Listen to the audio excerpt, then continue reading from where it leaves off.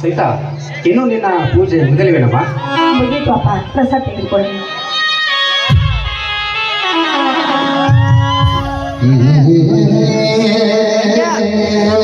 ಅಪ್ಪ, ಎಷ್ಟು ಹೊತ್ತಾದ್ರೂ ಹೊಲದಿಂದ ರಮೇಶನ ಇನ್ನೂ ಬಂದಿಲ್ವಲ್ಲ? ಹೌದಮ್ಮ, ಅದು ಯಾವ ಜನ್ಮದ ಪುಣ್ಯವೋ ಏನು, ನಮಗೆ ಬಂಗಾರದಂತ ಮಗ ಸಿಕ್ಕಿದ್ದಾನಮ್ಮ, ಬಂಗಾರದಂತ ಮಗ ಸಿಕ್ಕಿದ್ದಾನೆ. ಹೌದು ಅಪ್ಪ, ನಾವು ಯಾವ ಜನ್ಮದಲ್ಲಿ ಪುಣ್ಯ ಮಾಡಿದ್ವು ಇದು ನಾವು ಅಂತ ಅಣ್ಣನನ್ನು ಪಡೆಯಬೇಕಾದರೆ.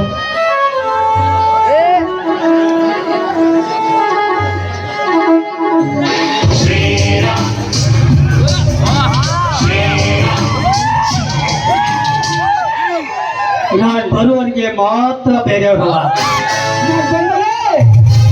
ಸಂದೇಹವ ಗಂಡನಿಯ ಗುಂಡಿಗೆ ಇರುವ ವೀರ ಸಿಂಧೂರ ಲಕ್ಷ್ಮಣ ವಂಶದಲ್ಲಿ ಹುಟ್ಟಿದ ನನಗೆ ಭಯ ಭಯ ಅನ್ನೋದು ನನ್ನ ಜಾಯಮಾನನೇ ಇಲ್ಲ. ಬಡವರ ಪಾಲಿಗೆ ಮಗನಾಗಿ, ಶ್ರೀಮಂತರಿಗೆ ಗೋಮುಖ ವ್ಯಾಘ್ರನಾಗಿ, ಸಿಂಹದಂತೆ ಗರ್ಜಿಸುತ್ತಾ ಆರ್ಭಟಿಸುತ್ತಾ ಈ ಮನೆಗೆ ರಕ್ಷಾ ಕವಚವಾಗಿ ನಿಲ್ಲುತ್ತೇನೆ. ನನ್ನ ಕುಲದೇವರಂತ ಮಾರುತೇಶ್ವರ ಮೇಲಾನೆ, ಮಾರುತೇಶ್ವರ ಮೇಲಾನೆ. ತಂಗಿ, ಯಾರಿಗಮ್ಮ ನೀನು ಪುಣ್ಯದ ಮಾತನಾಡ್ತಿರುವೆ? ನಿನಗೆ ಇರ್ಲಿ, ಪ್ರಸಾದ ತೆಗೆದುಕೊಳ್ಳಿ.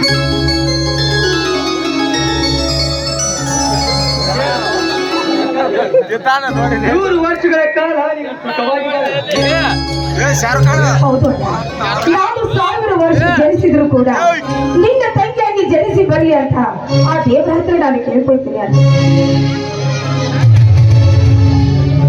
ಅದೆಂತ ಪ್ರೀತಿಯಮ್ಮ ಈ ನಿನ್ನ ಅಣ್ಣನ ಮೇಲೆ. ಈ ಪ್ರೀತಿ ಬಡವನ ಮನೆಯಲ್ಲಿ ಹೇಗೆ ಸದಾ ನಗುತ್ತಾ ಹೊಡೆಯಲಿ ಎಂದು ಆ ಮಾರುತೇಶ್ವರಲ್ಲಿ ಕೈ ಮುಗಿದು ಬೇಡಿಕೊಳ್ಳುತ್ತೇನಮ್ಮ, ಕೈ ಮುಗಿದು ಬೇಡಿಕೊಳ್ಳುತ್ತೇನೆ. ಅಮ್ಮ, ಇದೇ ಸಂತೋಷಕ್ಕೆ ಎಲ್ಲರೂ ಸೇರಿ ಹಾಡೋಣವೇ? ಆಯ್ತು ಅಪ್ಪ, ನಿಮ್ಮ ಇಚ್ಛೆ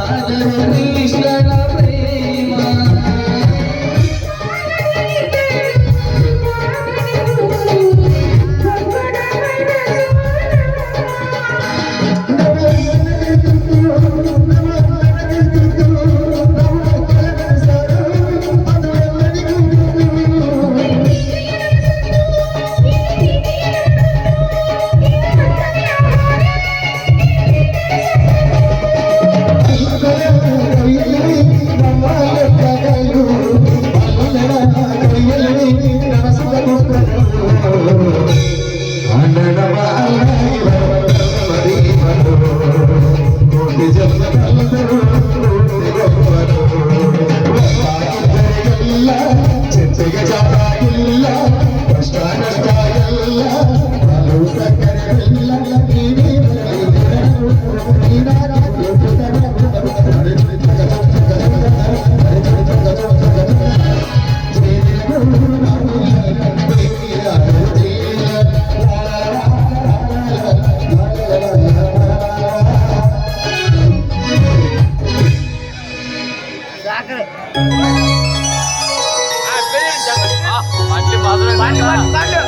ಅದೆಷ್ಟು ಪ್ರೀತಿಯಪ್ಪ ಈ ಅನಾಥನ ಬೆಲೆ. ಯಾವುದೋ ಗುಡಿಯ ಮೂಲೆಯಲ್ಲಿ ಬೀಸಾಕಿದ ಈ ಕೂಸಿಗೆ ನಾನು ಜನ್ಮ ನೀಡಿದ ದೇವರಪ್ಪ ನೀವು ದೇವರು. ಈ ನಿಮ್ಮ ಋಣವನ್ನ ಭೂಮಿಯ ಮೇಲೆ 1000 ಸಲ ಜನಿಸಿ ಬಂದರು ತೀರಿಸಲು ಸಾಧ್ಯವಿಲ್ಲಪ್ಪ, ಸಾಧ್ಯವಿಲ್ಲ. ರಮೇಶ, ಇನ್ನು ಮುಂದೆ ಒಂದು ಮಾತು ಹೇಳಿದರೆ ನನ್ನ ಹಾಗೆ ಆದಿತ್ತು. ಹೌದಪ್ಪ, ನೀನು ನನ್ನ ಪಾಲಿನ ದೇವರಪ್ಪ, ದೇವರು. ರಕ್ತ ಸಂಬಂಧವಿಲ್ಲದ ಸತೀಶನನ್ನು ನಿನ್ನ ಸ್ವಂತ ತಮ್ಮನಿಗಿಂತ ಹೆಚ್ಚಾಗಿ ನೋಡುತ್ತೀಯ. ಅದು ಅಲ್ಲದೆ ನಿನ್ನ ಜೀವನ ತೇದು ಅವನಿಗೆ ವಿದ್ಯಾದಾನ ಮಾಡಿದೆ.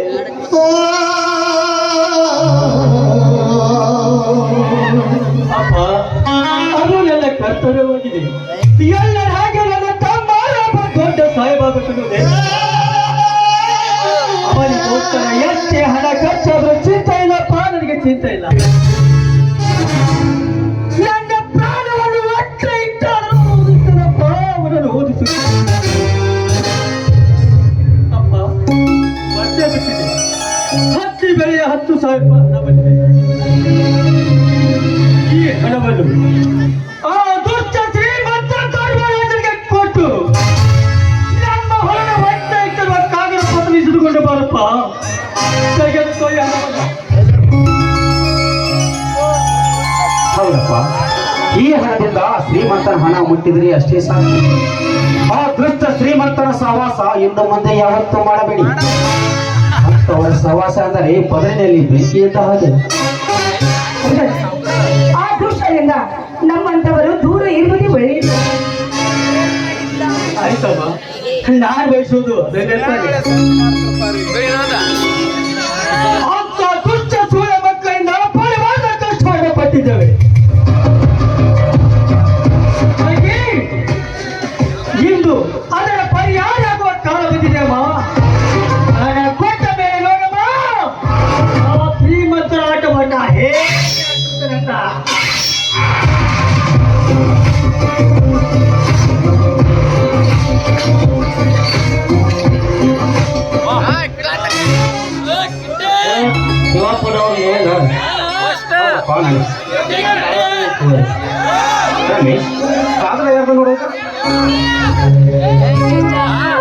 ಇಂಡಿಯಾದಪ್ಪ ಸತೀಶ್ ಅಣ್ಣನೇ ಇರ್ಬೋದು.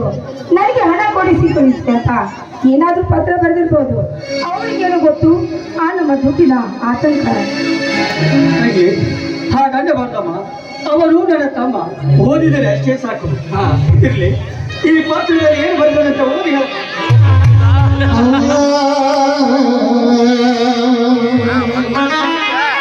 ನನ್ನ ಪೂಜೆ ತಂದೆಯವರಿಗೆ ಬೆಂಗಳೂರಿನಿಂದ ನಿಮ್ಮ ಮಗ ಸತೀಶ ತಿಳಿಸುವುದೇನೆಂದರೆ, ನಾನು ಇಲ್ಲಿ ಚೆನ್ನಾಗಿದ್ದೇನೆ, ನನ್ನ ಪರೀಕ್ಷೆ ಕೂಡ ಚೆನ್ನಾಗಿ ನಡೆದಿದೆ. ಅದಕ್ಕಾಗಿ ಅರ್ಜೆಂಟಾಗಿ ನನಗೆ 10,000 ಹಣ ಬೇಕಾಗಿತ್ತು. ನೀವು ಆದಷ್ಟು ಬೇಗ ನನಗೆ ಕಳಿಸಿಕೊಡಿ. ಇಂತಿ ನಿಮ್ಮ ಮಗ ಸತೀಶ. ಅಪ್ಪ, ಶ್ರೀಮಂತರಿಗೆ ಕೈ ಮುಗಿದು ಕೇಳಿದರಾಯ್ತಪ್ಪ. ನಮ್ಮಲ್ಲಿ ಹಣ ಕಳಿಸಿ ನಾನು ಈಗಲೇ ಹೋಗಿ ಪೋಸ್ಟ್ ಮ್ಯಾನ್ಗೆ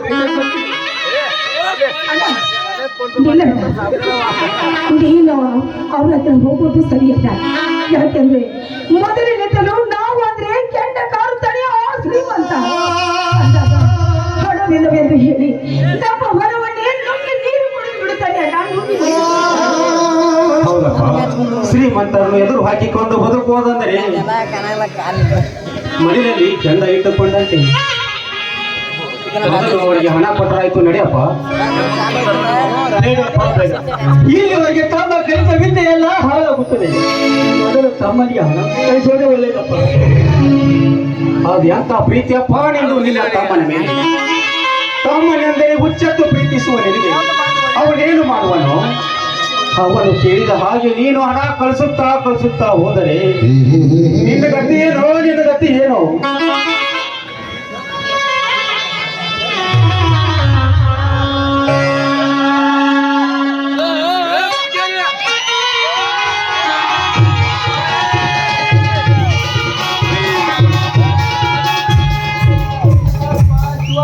ನಮಸ್ಕಾರಪ್ಪ.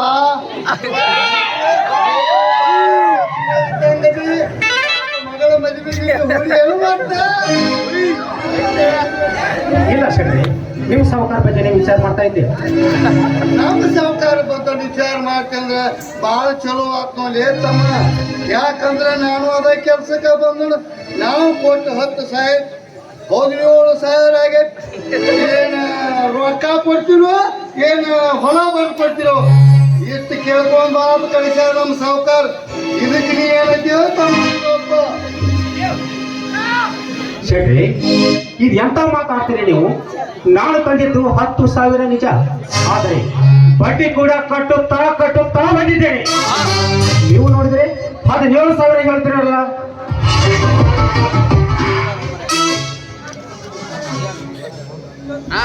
ಶೆಟ್ರೆ, ಹಣದ ಬಡ್ಡಿ ಕಟ್ಟಿ ಇನ್ನೂ 1 ತಿಂಗಳು ಸಹ ಗತಿಸಿಲ್ಲ. ಈಗ ಇಷ್ಟೊಂದು ಹಣ ಇಸಿದುಕೊಂಡು ಬಂತ ನಿಮ್ಮ ಸಾಹುಕಾರ ತಿಳಿಸಿದ್ರೆ ಅವನಿಗೆ ಹೋಗಿ ಹೇಳಿ ಅದು ಅವನ ಭ್ರಮೆ ಅಂತ. ಶ್ರೀಮಂತರು ತಮ್ಮ ಅವ್ರ ಮೊದಲ ಶ್ರೀಮಂತರು ರಮೇಶ. ಅಂದ್ರೆ ನಿಮ್ಮ ಮಾತಿನ ಅರ್ಥ ಬಡವರಂದರೆ ಸುರಿದು ತಿನ್ನುವ ತಡ ಅಂತ ತಿಳ್ಕೊಂಡಿದ್ದಾರೆ ನಿಮ್ಮ ಸಾಹುಕಾರ. ಅಲ್ಲೋ ತಮ್ಮ, ಕೊಡುದು ಕೊಟ್ಟು ಬಿಡ್ರಿ, ಇಲ್ಲ ನಿಮ್ಮ ಹೊಲ ಬರೆದು ಕೊಟ್ಟು ಬಿಡ್ರಿ. ಇದಕ್ಕೆ ಏನೈತಿವೋ ತಮ್ಮ ಶಿವಪ್ಪ ನೀನು?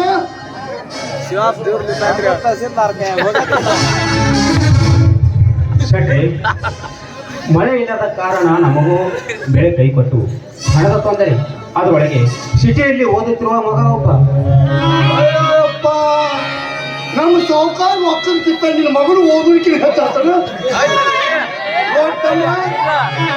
ರೊಕ್ಕ ಕೊಡ್ಬೇಕು ಒಂದು, ಹೊಲ ಬಂದು ಕೊಡ್ಬೇಕು ಒಂದು, ಮಾಡ್ಕೊಂಡು ಬಾಪಾರ. ಏನಂತೀವ ತಮ್ಮ ಶಿವಪ್ಪ ನೀ? ಶೆಟ್ರೆ, ನಮ್ಮ ಮನೆ ವಿಷಯ ನಿಮ್ಗೆ ನಿಮ್ಮ ಸಾಹುಕಾರಿಗೆ ನಾವೇ ಬಂದು ತಮ್ಮ ಅಂದ್ರು ನನಗೆ ಕಿಮ್ಮತ್ತ ಇಲ್ಲ ತಾನ.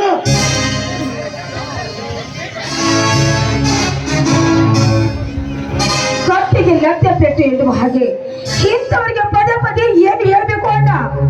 ಬಡವರ ಕಷ್ಟ, ಅವರ ತೊಂದರೆ ಏನು ಅಂತ ಇಂಥವ್ರಿಗೆ ಹೇಗೆ ಅರ್ಥ ಆಗ್ಬೇಕು? ಏನಿಲ್ಲಪ್ಪ ಶಿವಪ್ಪ, ನಿನ್ನ ಮಕ್ಕಳಾರು ಮಾತ. ನಾನ್ ನಿನ್ನ ಮನೆಗೆ ಭಿಕ್ಷಾ ಬೇಡಾಕ ಬಂದಿಲ್ಲಪ್ಪ, ಕೊಟ್ಟು ರೊಕ್ಕ ವಸೂಲಿ ಮಾಡಾಕ ಬಂದನು.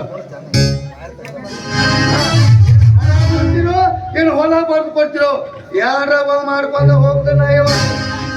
ಶೆಟ್ರಿ, ಇದು ಎಂತ ಮಾತಾಡ್ತೀರಿ ಶೆಟ್ರಿ ನೀವು? 10,000ಕ್ಕೆ 10 ಲಕ್ಷ ಕಿಮ್ಮತ್ತಿರೋ ಹೊಲ ಬಿಡುವಲ್ಲಿ ನನಗೂ ಇಬ್ಬರು ಹುಲಿ ಅಂತ ಮಕ್ಕಳಿದ್ದಾರೆ ಶೆಟ್ರಿ, ಹುಲಿ ಅಂತ ಮಕ್ಕಳಿದ್ದಾರೆ. ಇಲ್ಲೋಡ್ತಮ್ಮ, ಕೊಡುದು ಕೊಟ್ಟಿ ಬೇಸಿ ಅಂದ್ರೆ ಇದರ ಪರಿಣಾಮ ನೆಟ್ಟಗಾಕಿಲ್ಲೋಲೆ. ಸೊಕ್ಕು ಬರಲು ನಾವೇನು ಯಾವ ಶ್ರೀಮಂತನಾಯಿ ಬೀಸುವ ಅನ್ನತ್ತಿದ್ದು ಸೊಕ್ಕು ಬಂದಿಲ್ಲ. ಶ್ರಮ ಪಟ್ಟ ದುಡಿತೀವಿ, ಭೂಮಿ ತಾಯಿ ಮಕ್ಕಳಾಗಿ ಊಟ ಮಾಡ್ತೀವಿ. ನಾ ಶ್ರೀಮಂತರು ಸಾಕಿದ ನಾಯನ ತಂಗಿ ಕತ್ತಿ ಅಂದ್ಲು, ನಾಯಿ ಅತ್ತಿ ಶಿವಪ್ಪ. ನಾವು ನಿನ್ನ ಮನೆಗೆ ಭಿಕ್ಷಾ ಬೇಡಕ್ಕೆ ಬಂದಿಲ್ಲ, ನನ್ನ ಕೊಟ್ಟು ಹಣ ಕೊಡ್ಬೇಕು ಒಂದು, ಇಲ್ಲ ಹೊಲ ಬರ್ಕೊಡ್ಬೇಕು.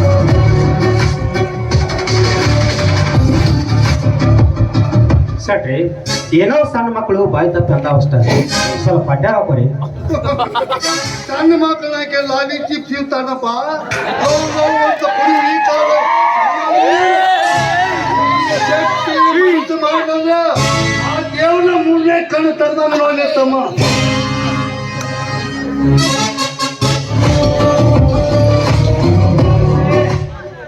ನಾನು ಹೇಳಿದ್ದಾರೆ ನಾವೇ ಬಂದು ನಿಮ್ಮ ಸಾಹುಕಾರಿಗೆ ಭೇಟಿ ಆಗ್ತೀವಿ ಅಂತ.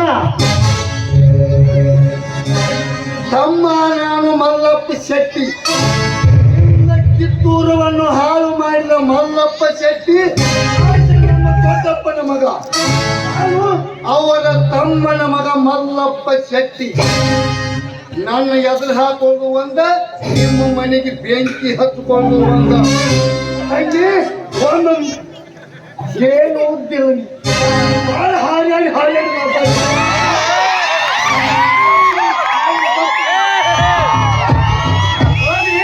ಹೋಗಿ ನಿಮ್ಮ ಅಂತ ದೊಡ್ಡ ಬೆದರಿಕೆ ಹೆದರುವ ಗಂಡು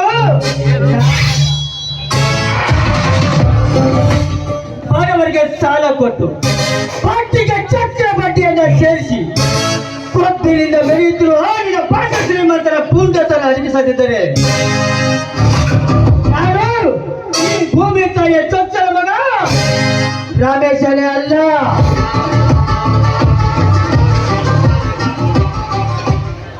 ರಮೇಶ, ನೀನು ತಪ್ಪು ಮಾಡಿದೆ ರಮೇಶ, ತಪ್ಪು ಮಾಡಿದೆ. ಹಾಗೆಲ್ಲ ಮಾತನಾಡಬಾರ್ದಿತ್ತಪ್ಪ ಅವರಿಗೆ. ಇನ್ನು ಮುಂದೆ ಏನು ಕಾದಿದೆಯೋ ನಡೆ. ಅಪ್ಪ ಇಂಥದಕ್ಕೆಲ್ಲ ಹೆದರಿ ಕೈ ಕಟ್ಟಿ ಕುಳಿತುಕೊಂಡರೆ ನಾವು ಊರನ್ನೇ ಬಿಟ್ಟು ಹೋಗಬೇಕಾಗುತ್ತೆ. ನಿನ್ನ ಕೈ ತುತ್ತು ತಿಂದ ಬೆಳೆದ ಈ ನಿನ್ನ ಮಗನ ಮೇಲೆ ನಿನಗೆ ಸಂಶಯವೇನಪ್ಪ? ಧರ್ಮದ ದಾರಿಯಲ್ಲಿ ಬೆಳೆದ ಈ ಶಿವಪ್ಪನ ಮಗ ಅಧರ್ಮ ದಾರಿಯಲ್ಲಿ ಹೋಗೋರನ್ನ ಧರ್ಮದ ದಾರಿಗೆ ತರುವುದೇ ನನ್ನ ಮೂಲ ಉದ್ದೇಶ. ಅಪ್ಪ, ಹುಲಿಯಂತಿರುವ ಈ ನಿನ್ನ ಮಗ ನಿನ್ನ ಜೊತೆ ಇರುವಾಗ ನೀನು ಯಾವುದಕ್ಕೂ ಹೆದರಬೇಡ.